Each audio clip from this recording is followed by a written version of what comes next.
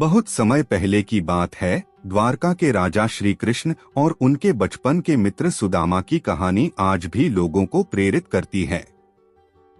सुदामा एक गरीब ब्राह्मण थे जो अपनी सादगी और भक्ति के लिए जाने जाते थे। उनके पास धन नहीं था, लेकिन उनके मन में श्री कृष्ण के प्रति अपार प्रेम था।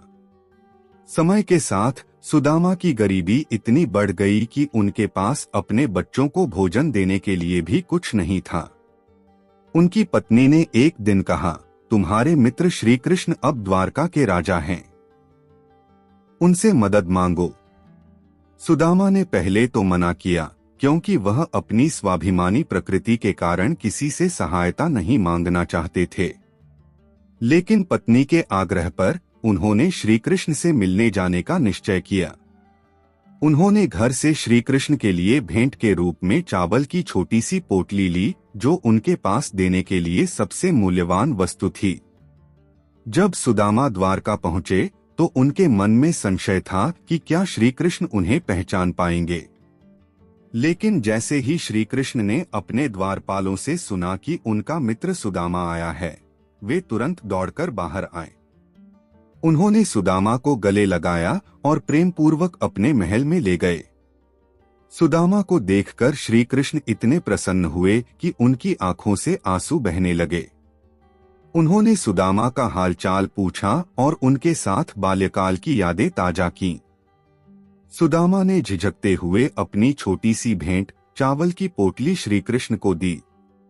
श्री कृष्ण ने उसे इतने प्रेम से स्वीकार किया जैसे यह संसार का सबसे बड़ा उपहार हो। सुदामा ने श्री कृष्ण से अपनी समस्याओं के बारे में कुछ भी नहीं कहा।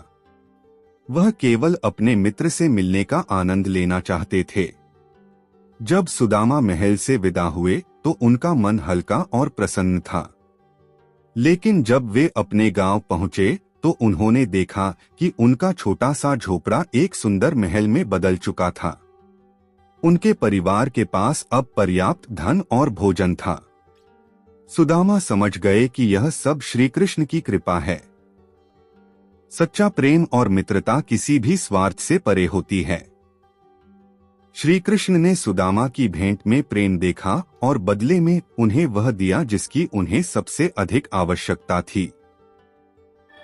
बहुत समय पहले की बात है। एक ऋषि की बेटी सावित्री अपनी बुद्धिमत्ता और सुंदरता के लिए प्रसिद्ध थी। जब वह विवाह योग्य हुई तो उसने स्वयंवर खोजने का निश्चय किया।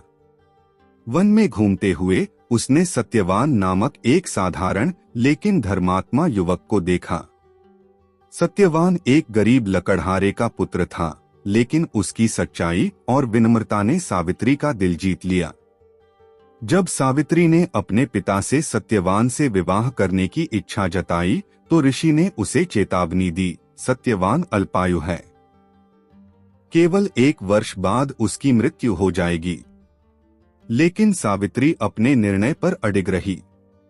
उसने कहा, मैं अपने प्रेम को मृत्यु के भय से नहीं छोड़ सकती।